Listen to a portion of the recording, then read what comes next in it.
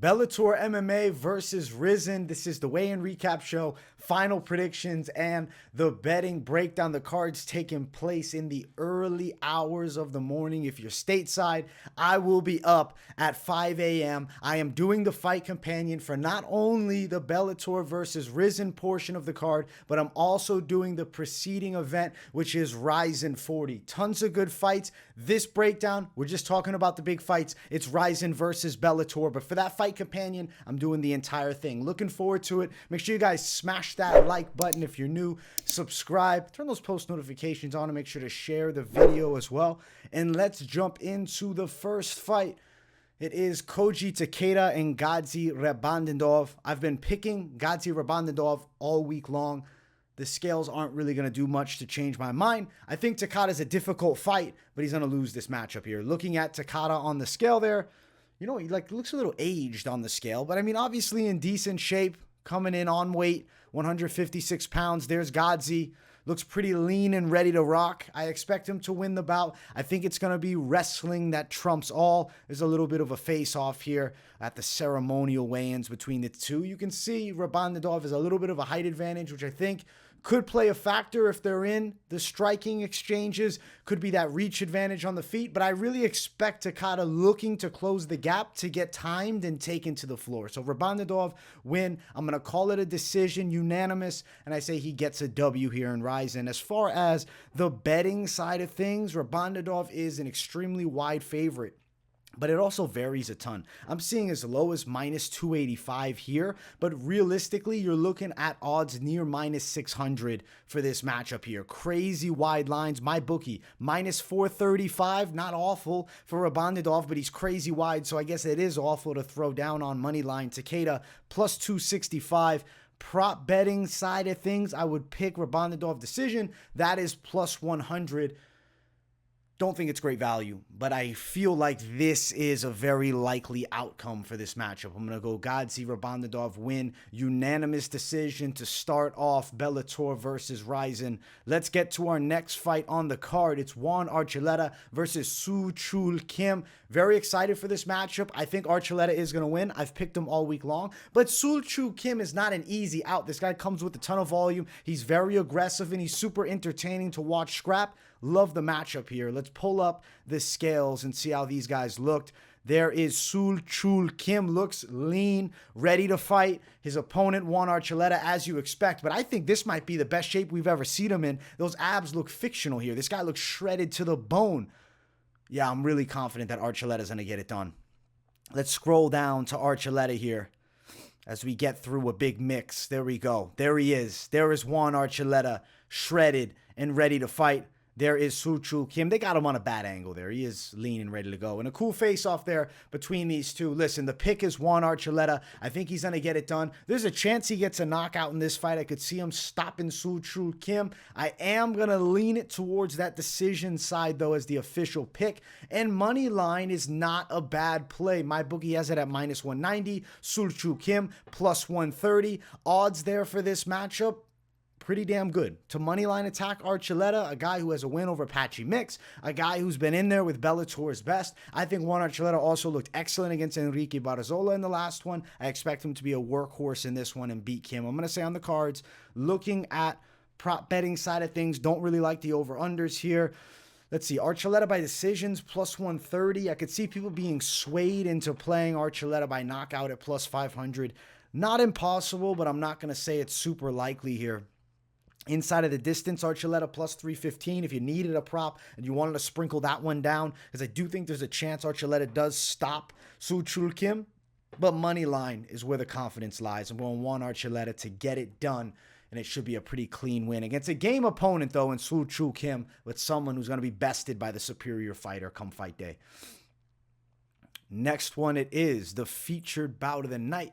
Kyoji Horiguchi versus Hiromasa Ougikubo III. The final time, probably, that these two face off. Obviously, Ougikubo down 0-2 as far as this rivalry goes. There's moments for him in the fights, but ultimately Kyoji is just superior everywhere. And I think he's going to win this one, probably leaning it towards a decision.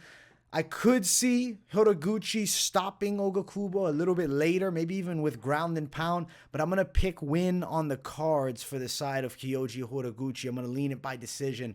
Ultimately, I see him winning the fight. The confidence has been there all week. We'll pull up the scales and, obviously not expecting much of a change. Obviously, Hiromasa at 125 shredded to the bone. He looks awesome on the scale here. Kyoji Horiguchi at 125. He's back down in the flyweight division. He was in Bellator, fighting the best, nearly beating Sergio Pettis, the champion, up a weight class at 135 when the natural weight, is more 125. That's where he fought his best in the UFC. That's where he challenged for the belt against Demetrius Mighty Mouse Johnson. And now he's fighting Hiromasa at 125. I expect him to look good. I'm not concerned about the extra 10 pounds being shed off for Horiguchi. I see him winning a decision. Clean W over a tough guy like Hiromasa Ougikubo. Makes it 2 straight in Horiguchi for Rizin. I know he's representing Bellator, but he's a Rizin fighter. Let's look at the face-off here.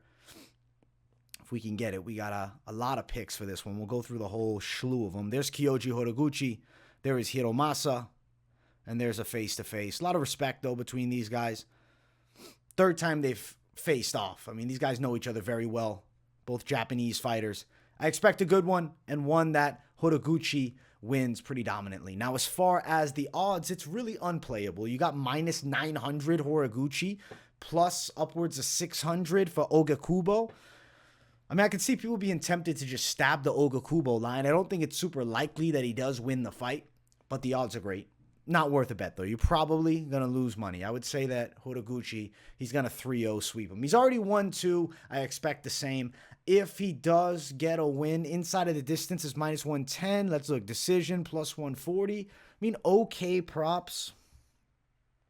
Horiguchi by sub is plus 375. Horiguchi knockout plus 190. Sub is where the juicy value's at, and Horiguchi did submit him once before, so maybe you sprinkle the line of submission. Inside distance is better, but the odds aren't really that good. I'd say Horiguchi is a lock pick, but you're not going to get any value on playing him, which is really unfortunate. It is what it is, though. I think money line, you stay off. Maybe you're touching the prop. But I feel like there's a legit chance Ougikubo goes to full 3. So maybe you get the plus money on fight, ending by decision for Horiguchi. Slight plus. You ride with that if you had to prop it. But I don't really love it. Horiguchi, though, should get the win. He's going to beat Hiromasa Ougikubo for the third and probably final time. But who knows? Co-main event of the evening, Patricio Pitbull versus Clever Koike Erbst. Very exciting fight. I'm looking forward to this matchup because this is champ versus champ. High-level guys on both sides. Patricio, the GOAT of Bellator. Erbst, a nasty submission specialist who's probably getting slept here. I'm going to go Pitbull by KO. I've been riding with that all week. Nothing's changing here. We will pull them up on the scales. There is Erbst, lean, ready to rock at 145.2 pounds. It's a little bit over for the championship weight, no? 145 for Pitbull. Maybe they're giving that little quarter-pound allowance here in Rizin. 2 champs, though. I guess technically speaking, I don't think we're going to let 0.2 pounds, throw anything for this fight. It's a legit matchup. Both guys are world champions. I'd expect a win for the side of Erbst to get him a huge fight jumping into Bellator after this. I mean, when you saw Horiguchi beat Darion Caldwell, who was the champion of Bellator at the time, he jumped right back in Bellator and challenged for that belt. Maybe that happens here with Erbst, but he's not going to get the win, though. If he did pull it off miraculously, I guess that's possible. You'd be challenging in Bellator against Patricio. I'm going to pick Pitbull, win the fight. I say he's going to get it done probably by a knockout here over Clever Koike Erbst. And we'll look at these ceremonial weigh-ins, which they kind of do like just a big event, a celebration here. And you see a little bit of height difference. Erbst has that, but the power of Pitbull, and I actually think him being shorter might be an advantage. I think he's going to catch Erbst with a shot that just ends him. Could lock up the sub, too. I think club and sub is pretty possible. Pitbull kind of putting the stamp on it. He's a crazy wide favorite at minus 550. Erbst plus 310.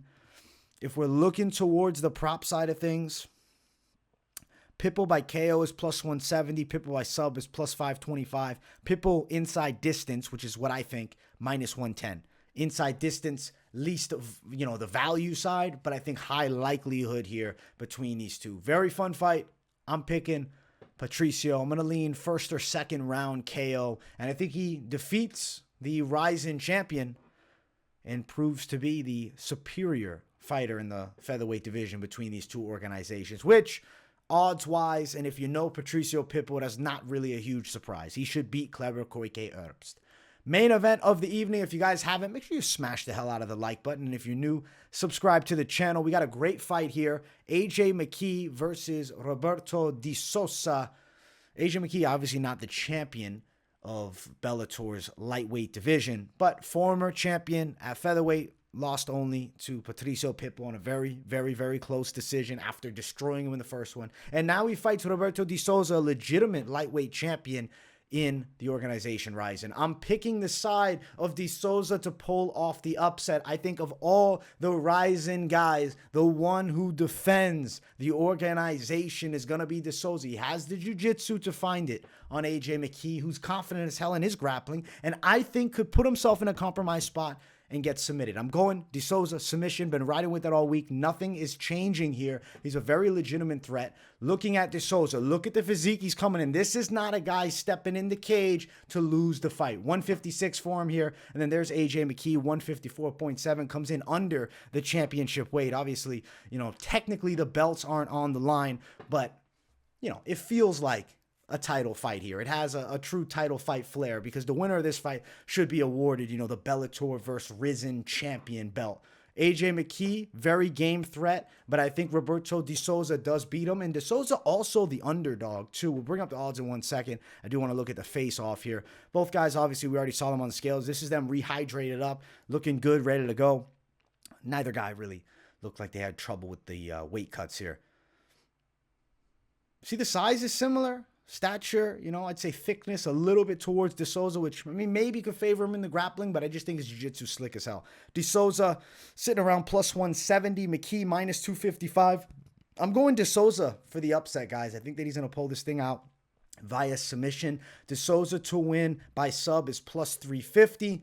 Decent little sub prop line. I do think this fight probably ends inside of the distance, under 2.5, minus 250. Under 1.5, riskier, it's minus 110. Personally, I like the value, don't like the possibility. I would rather play under 2.5. De Souza sub, de Souza money line plus, and I think he gets an upset. Not an easy fight by any means. McKee and him, it's like a damn near coin flip, but I'm picking the side of de Souza. I see him getting it done in this fight here over McKee submission. I think that jiu-jitsu will be very tricky to deal with for when they get to the floor, and I expect them to go there, and being more willing than he should be to engage in the grappling department, which I think is going to be a rough end to his night. Overall, though, great card for Bellator versus Rizin. Very excited to be live for the entire thing. I do want to send you guys off with the parlays. I didn't forget about it. I don't think we have anything wild to do, right? We got a limited amount of parlays that we can play here, but how I'm thinking is we look for value with high possibility. Patricio, Archuleta, Horiguchi. It's only plus 100. The line is shite as far as, getting juicy plus, but I think it is pretty likely. You don't want to really add in, the minus 400 range Rabadanov. If you did, it brings you to plus 145 and you went Souza. So if I'm clean sweeping the card, right?